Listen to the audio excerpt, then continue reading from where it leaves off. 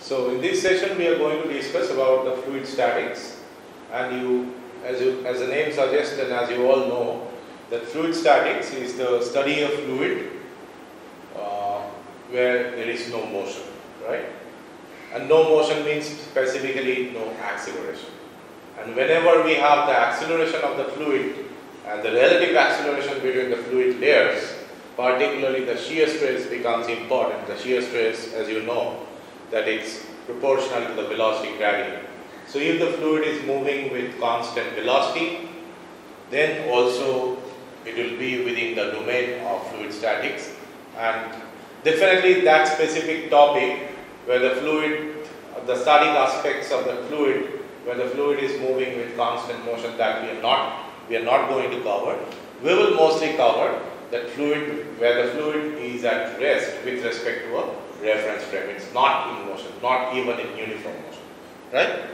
So you see that here in fluid, in general, we have two different types of forces. One is surface, another is the body force.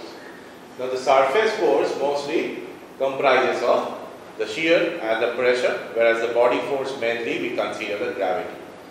If the fluid is at rest or in uniform motion, then what will happen? The shear stress will vanish.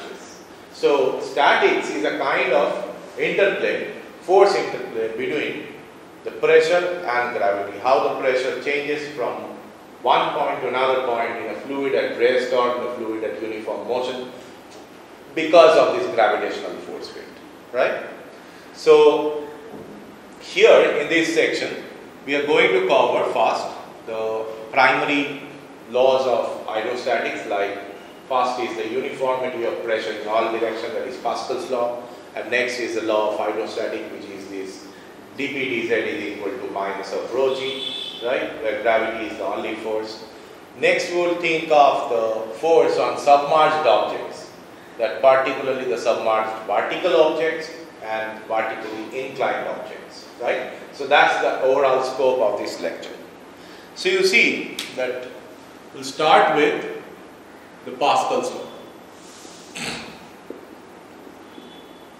Pascal's law states that pressure is uniform in all directions at a point, at any point, right? And which gives you the idea that pressure is actually not a vector, it's a scalar quantity. So pressure, a scalar quantity, a scalar field, right, which may vary from point to point, but at any point in this fluid, so pressure in this direction, in this direction, this direction, this direction, are all same and identical, right? And that is basically the Pascal's law. So we'll try to establish it considering this differential shape. Let's consider it's a wedge, a differential wedge, right, like this. Okay, so this is x, this is x, this is y, and this is z. Vertical direction is z. So here we'll have a force like, say it is P1. On this side we will have a force P2, and on this side we will have a force P3, right? And this angle is theta. So this is dx, and rather this is this dy, this dimension, and this is dz, and let's say the width of that system or the wedge is equal to 1. So in that sense it's a differential in two dimensions and basically having a finite dimension along the direction of width, and gravity acts in the vertically downward direction, right? So if I go for Y component balance, right? Force balance along Y, right? So force balance along Y, see, the force in this direction will be P1 into this dz into 1, that is a force in the perfectly horizontal direction, and which will be balanced by this P3. So you see it is P3, and let's say this is ds, so this is ds into 1, that's the area. Now we have to consider the component of this force in the negative y direction, right? So this is theta, means this will be also theta. So it is P3 ds into 1 into cos theta, right? So this angle, you see, it is theta as well. So P1 dz is equal to P3 into ds into cos theta. Now ds cos theta itself is equal to dz, so P1 is equal to P3. So that has been established. Now force balance along z direction. Force balance along z direction will be giving you what? Definitely it is P2 into dy into 1. P2 into dy into 1, right? P2 into dy into 1, that is this base area multiplied by the pressure. Then it's equal to P3 into ds into 1, and this angle, you see, this angle is 90 minus theta, so the respective particle downward component we will get if we multiply it by sine theta. Plus additionally we have the weight of the fluid in the wedge, that is half, then dy into dz into rho into g. So this group of term, you see, it's in the order of dx square. So we can, where the rest is P2 and P3, they are associated with dy and ds. So definitely we can drop this gravity term because its order is differential dimension square, whereas other terms are having the order which is just proportional to the differential dimension. So P2 into dy is equal to P3 into ds into sine theta, and ds sine theta is again dy. So P2 is equal to P3, and previously we have proved that P1 is equal to P3. So P1 is equal to P3 is equal to P2, right? So that is the formal proof of this Pascal's law. So next, after this, it's very elementary basically. We'll go for law of hydrostatics. Right. See that this is the datum level z, and this is z is equal to 0, and we want to, this is the fluid here, and we want to actually calculate the variation of the pressure with respect to z. And why there will be variation? Because we have the gravity acting in the vertically downward direction. So for that we consider a cylinder between z and z plus dz, between z and z plus dz, and this area is dA. So if this is my control volume in this fluid, this is basically nothing but the control volume. Here we will have in the upward direction that Pz into dA. Here it will be P at z plus dz into dA, and that is balanced by downward gravity.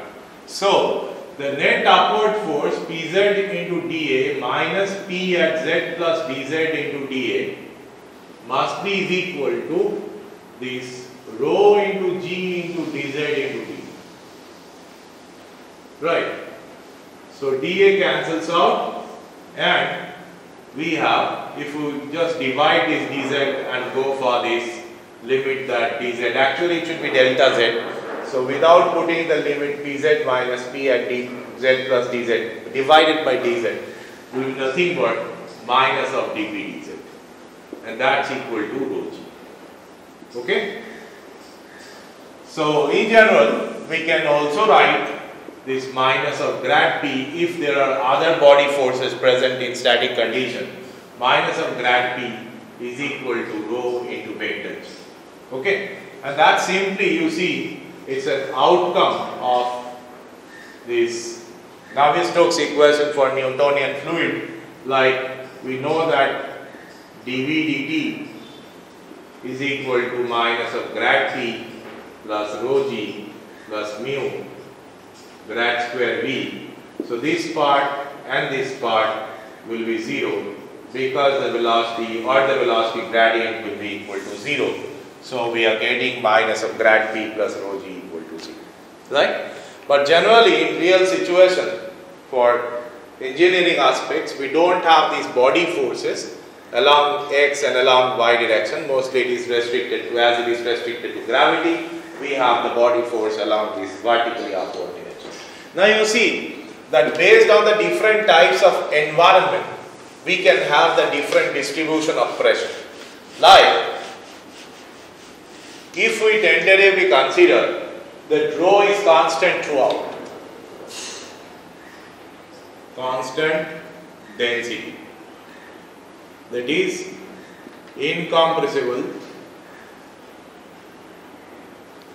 fluid, right? So minus of dP dz is equal to rho into g. So P1 minus P2, say we are doing it for two locations. This is Z1, here the pressure is P1, and another is Z2, here the pressure is P2, right? So P1,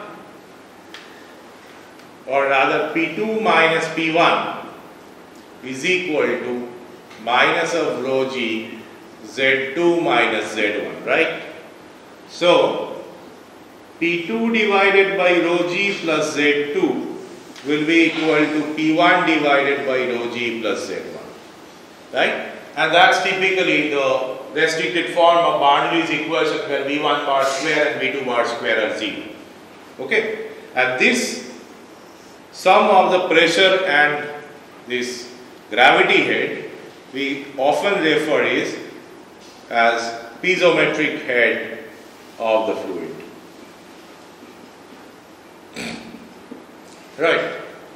So P divided by rho g, or alternatively we can write P divided by rho in this absolute unit system, P divided by rho plus Z into g, that's equal to constant as well.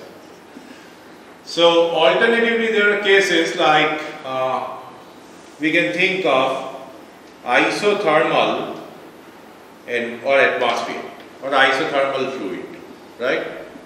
So in isothermal fluid you see that temperature is constant and rho, or we know that if we assume ideal gas law, we will have this PV is equal to m by m RT. So m divided by V, so that is rho, is equal to Pm by RT, where m is the molecular weight. Right? So rho is equal to this Pm by RT. Now if you directly replace this functionality of rho in this hydrostatic head equation, let's see what we are getting here.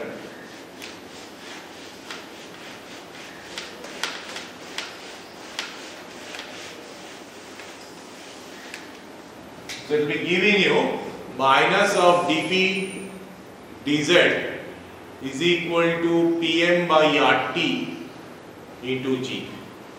So if I integrate this from the datum level, maybe say Z is equal to 0, P is equal to P0, that is the situation at datum, and at Z let's say the pressure is P, so minus of dP by P from P0 to P is, or rather here it's equal to minus of mg divided by RT into dz 0 to h. So what we will get? P is equal to P0, there will be an exponential decay of pressure minus of mg by RT into z. Right? This is called barometric distribution law. This is barometric distribution law. And we will get problems with that. In 2016 there was a problem. Now, just right now I'm not going for solving the different problems of fluid mechanics.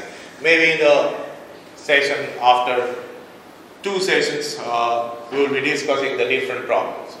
So anyway, this is the barometric distribution law and it's a typical outcome of the hydrostatic law. Next, after that, it's very obvious but still it's to be discussed, like gauge pressure, vacuum pressure and atmospheric pressure. Right. You see, when the absolute pressure of that system, right, absolute pressure of the system is greater than atmospheric pressure, we measure P or pressure by standard pressure gauge. Right. Like boron gauge, like manometer, absolute manometer we can use, and or differential manometer we can use, and we can measure the pressure. So generally the gauge, whatever it's showing, if I add the atmospheric pressure to it, we will get the absolute pressure.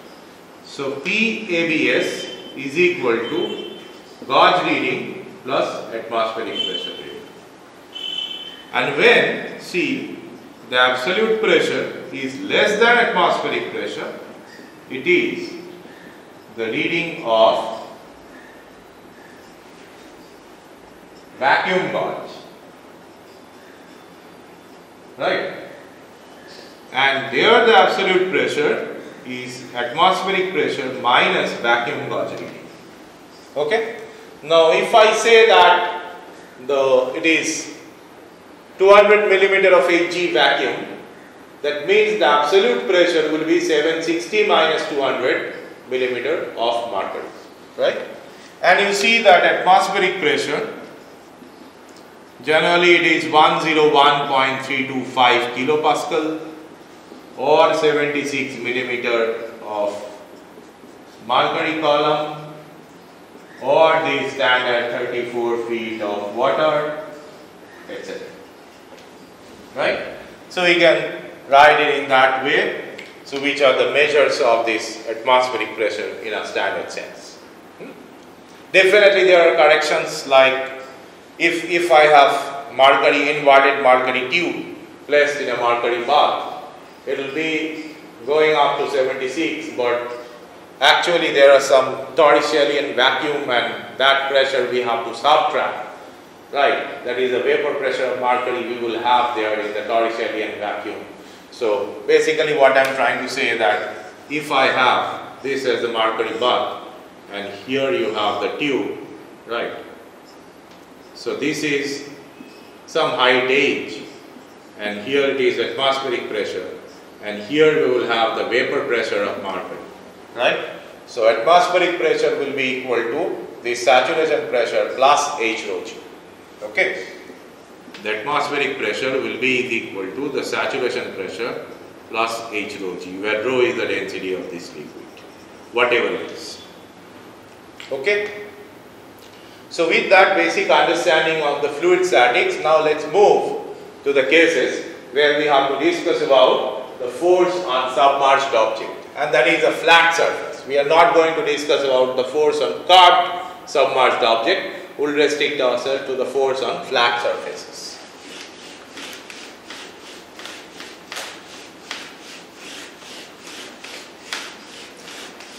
So you see that this is very important in design of different structures.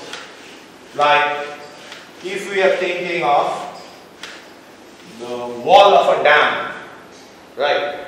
The wall of a dam its section will be always trapezoid. Why? Because from the surface the pressure actually increases linearly. So you have to go on progressively increasing the thickness of this dam wall in order to sustain that pressure equivalent. It should not be a flat wall line, just constant thickness flat wall. It will be just like this. Okay? So our topic here, wherefrom we can actually think of that specific structure, it's a force on submerged objects. Definitely if it is a horizontal surface, everywhere the force remains same. So there is no specific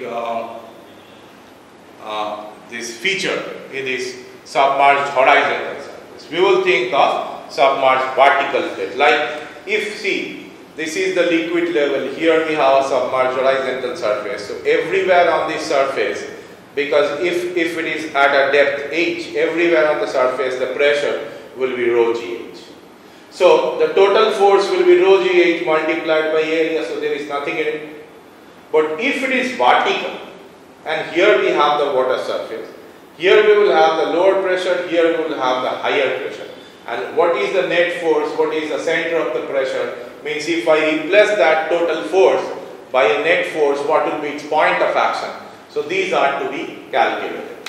So first topic here is a vertical plate.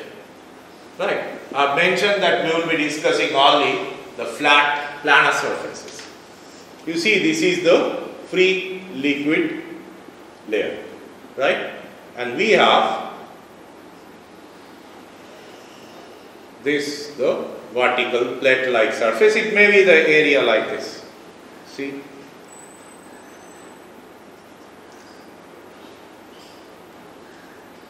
Maybe an area like this. Okay? And we measure the distance from the free surface as y. So we consider a strip of area like this, which is between y and this y plus dy, right? So this area here, let's say it is dA. So the pressure at this point, here the pressure P is equal to rho gy, right? So the force because of that local pressure is rho gy into dA. So F will be an integral over area A rho gy dA, and that is rho g integral y into dA integral over A, right? Now you see this integral over A is basically the first moment of area. Okay? This is the first area moment, and by definition of centroid, which is at a distance say yc, we have this yc is equal to 1 by A integral over Ay into dA. So yc into A is simply this integral y dA, and essentially we can write that total concentrated force is rho g A into yc. If we know the centroid location of that specific plate, we can actually solve for this total force. Now what will be the point of action of this force? Like this. So here we think that the total force is acting, like here also it will be this force, it's acting at a point P, and let the point is at a distance yp. So this point P is called center of pressure, right? So we have to determine its location. So basically we have to calculate this yp. So how we can do that? Definitely there will be some equivalent. See, whenever the force is acting here, it will produce a moment about the axis of the free surface. Let it be O prime, right? So about the axis of this free surface, it will produce a moment. And we will consider the moment produced by this free liquid surface by the distributed force will be same as that of the concentrated force. So that means the moment produced by concentrated force F is equal to the moment produced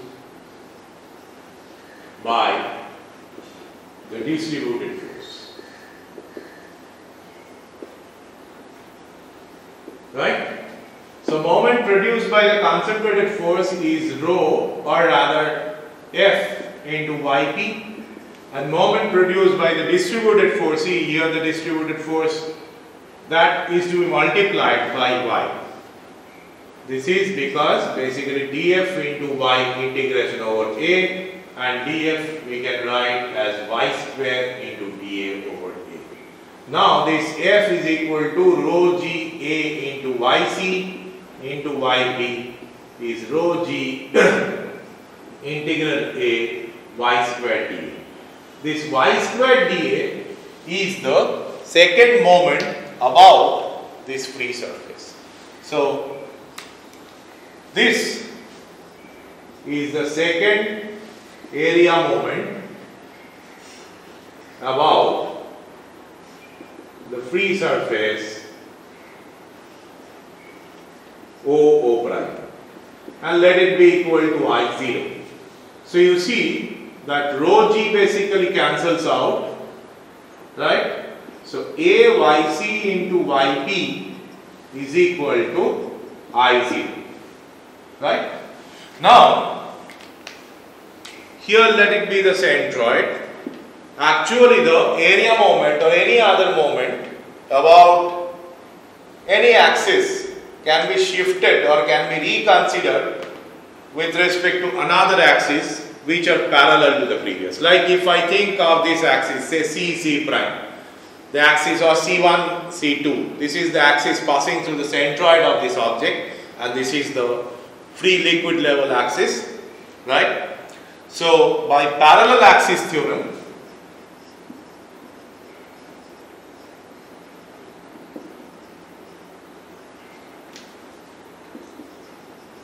we have I0, that is the area moment about the free axis, is equal to area moment about the centroid plus A into Yc square. Well, Yc is basically the gap between these two axes, like here. Okay, this is Yc. And as we are calculating area, it should be the respective extensive property. If it is a mass moment, this should be the total mass. Okay. So if I substitute it back, so I will get Ayc into Yp is equal to Ic plus Ayc square. Right. So immediately we get Yp is equal to Yc plus Ic divided by Ayc. Okay. This Yp is equal to this Yc and Ic by Ayc.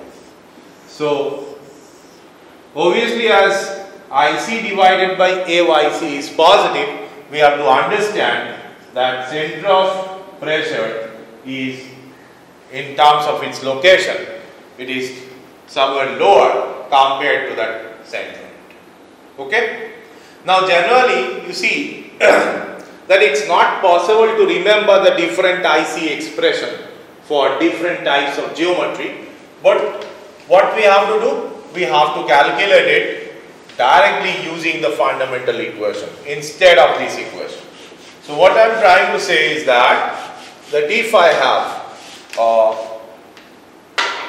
say a rectangular plate, this is a rectangular plate, right?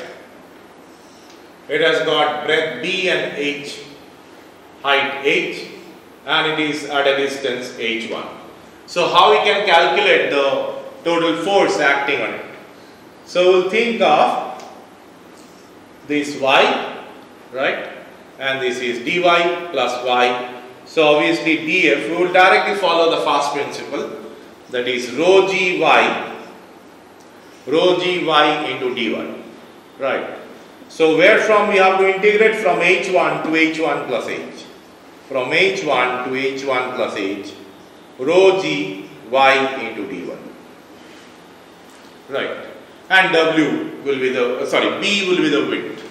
So this is not area, the b into dy. b into dy. Correct? So rho g into b, here we will have y square by 2. So h1 plus h1 plus h. So rho g b divided by 2.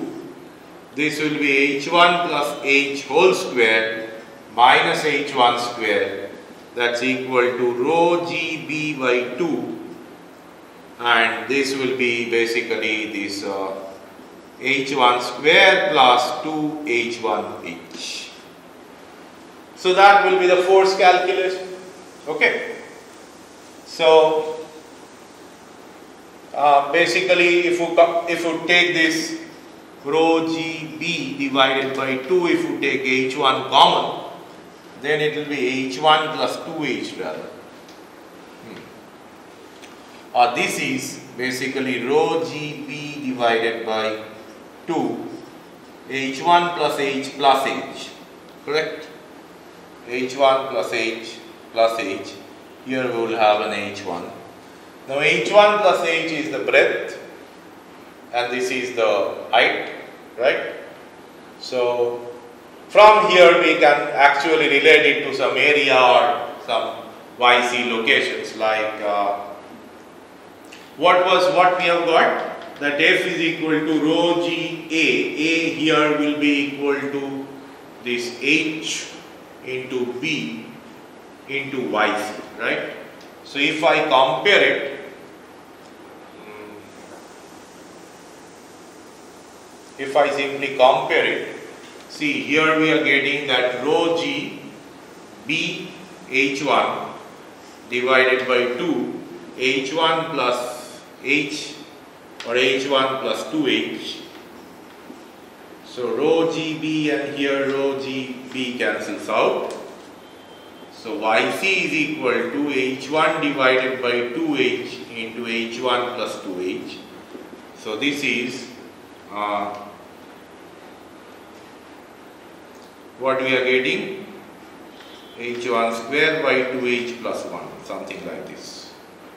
Okay, it should not be matching actually. h1 plus, actually it will be h1 plus h1 plus h divided by 2. Right? There is some kind of unit mismatch what we are having here.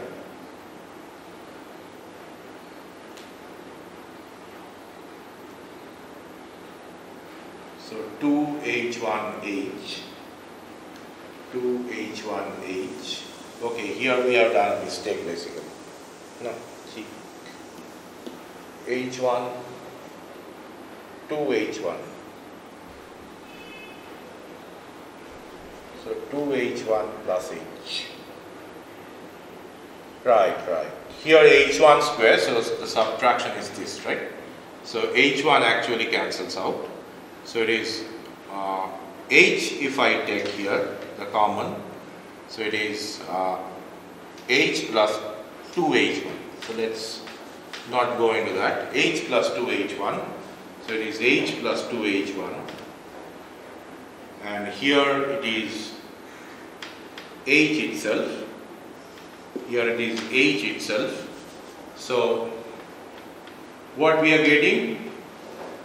So YCH also cancels out. So it is h plus 2h1 divided by 2, which is basically this central point. Right? Here this dimension will be h1 plus h divided by 2, and exactly we are getting this. So that is the centroid location. So similarly, this yp multiplied by rho g a into yc will be this integral y square into rho g into this dA, right, over the area. So rho g a is definitely this b into h. and yc is h plus 2h1 by 2, and that will be equal to y square rho g, and dA will be equal to b into dy. The variation will be again from h1 to h1 plus h. So this rho g cancels out, and I think with this you can solve for yp directly using this first principle definition, right? So that's all about the force on planar and the vertical submerged object. So next we can think of situation where it is inclined, right? Where it is inclined.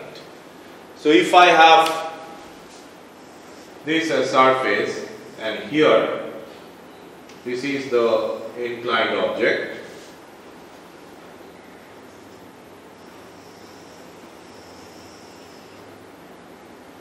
now if I extend this line, it will cut the free surface at point O. Okay. Now consider the strip here. This is the strip. So there are two coordinates. There will be two coordinates in terms of length. One is this L, length along the plane of the plate, and another is the Y. Right? The angle of inclination, let's say it is alpha. So you can understand that L sine alpha is equal to 1. So that's pretty obvious. Okay. So here, if I try to calculate the force, you see at this point, what will be the force? Rho g into y. So y is again L sine alpha. So force dF is equal to rho g L sine alpha. So if I integrate into dA basically, because rho g L sine alpha is the value of local pressure multiplied by d. So rho g sine alpha into integral L into d, integration over the area. Now this L, in terms of L, we can also write the centroid location as, let's say this is the centroid here. So this much will be equal to LC. Right? This much will be equal to LC. So we can write that rho g sine alpha into LC into A. Now LC into sine alpha is again YC. So our equation for force will remain unchanged. This equation for force will remain unchanged. Previously for a vertical plate it was rho g A into YC. For an inclined plate it will also be rho g A into YC. Next we will consider the calculation for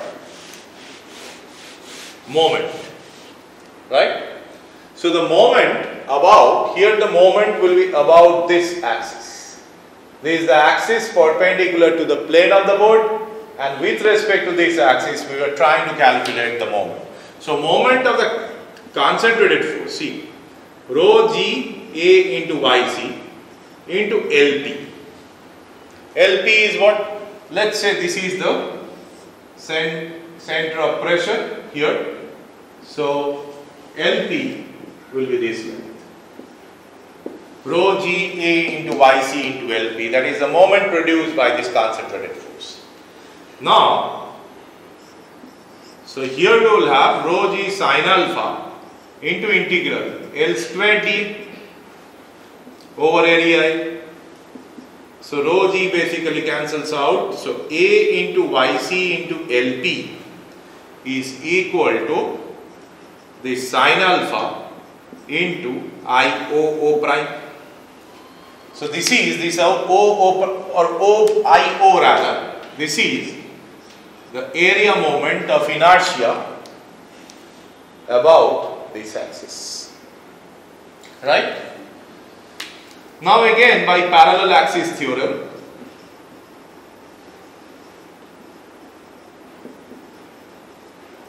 we have I0 is equal to IC. IC will be the axis like this, passing through the centroid. Okay, IC plus A into LC square. So here A into YC into LP is equal to sin alpha into IC plus A into LC square. So here you see that A into YC and LP is equal to what? LP is equal to YP divided by sin alpha is equal to sin alpha IC plus A into LC square, which is YC divided by sin square alpha. Right? So basically A into YC into YP is equal to IC into sin square alpha. Here if you cross multiply this and then multiply sin square alpha plus A into YC. So YP is equal to YC plus IC divided by A into YC into sin square alpha.